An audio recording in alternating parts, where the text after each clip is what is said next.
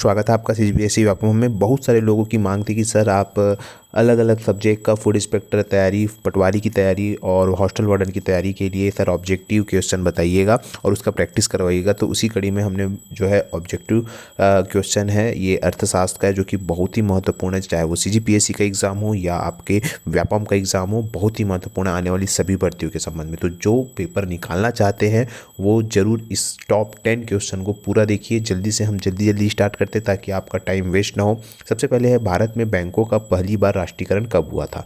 तो आप सभी को मालूम है कि 14 बड़े राष्ट्रीय बैंकों का जो है वो राष्ट्रीयकरण हुआ था। इसी कड़ी में सबसे पहले जो राष्ट्रीयकरण हुआ था 1969 में हुआ था। आप सभी को मालूम होना चाहिए। आप मुझे नीचे कमेंट करके बताइएगा कि बैंकों का जो द्वितीय राष्ट्रीयकरण है वो कब हुआ।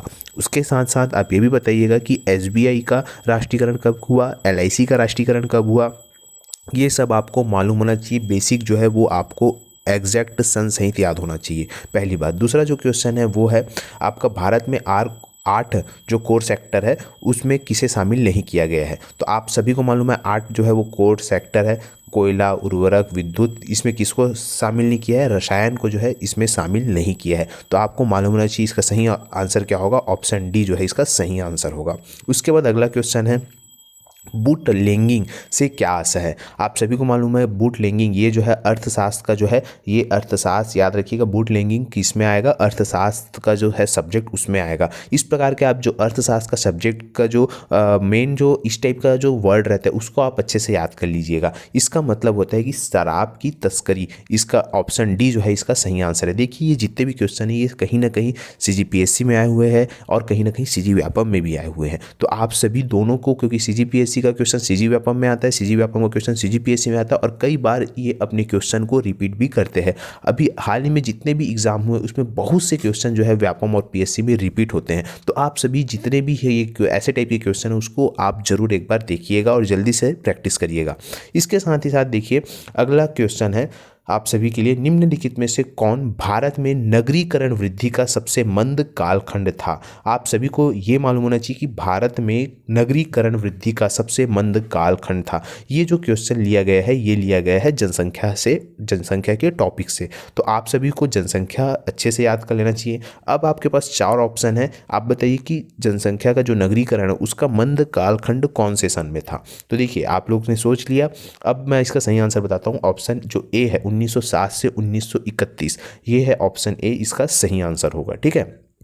इसके साथ ही साथ देखिए अगला जो क्वेश्चन है, भारत में कृषि भूमि जोत कर लगाने की सिफारिश किस समिति ने की थी? तो देखिए आप ये जितनी भी समितियां बनी है, कौन सी समिति ने क्या क्या सिफारिश की थी। जैसा कि आप सभी को मालूम है कि लोक सेवा आयोग बनाने की सिफारिश किस समिति ने की थी।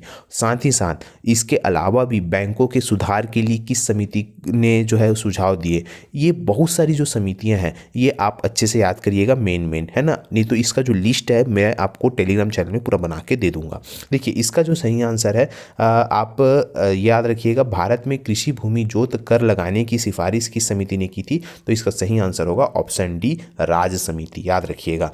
आप ये भी याद रखिएगा कि दांतेवाला समिति ने क्या सिफारिश की थी, केलकर समिति ने क्या सिफारिश की थी और रंगराजन समिति ने क्या सिफारिश की थी। आप तीनों का समिति का कौन कौन क्या क्या सिफारिश किया था आप मुझे कमेंट करके बताइएगा। ठीक है। इसके साथ ही साथ अगला है, सीमांत जोत का क्षेत्रफल होता है। अब याद रखिएगा सीमांत जोत जितने हैं, अब आप मुझे कमेंट करके बताइएगा कि भारत में कितने सीमांत कृषक है। ठीक है। तो देखिए इसका सही आंसर क्या होगा? ऑप्शन सी, 1 हेक्टेयर से कम। ठीक है। इसका सही आंसर क्या होगा? ऑप्शन सी, 1 हेक्टेयर से कम। ठीक है।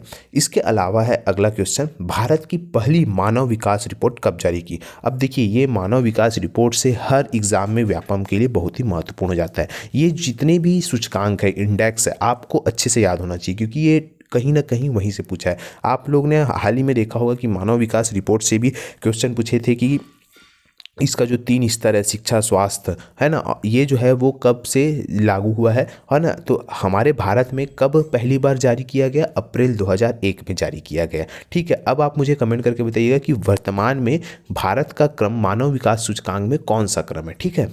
याद रखिएगा।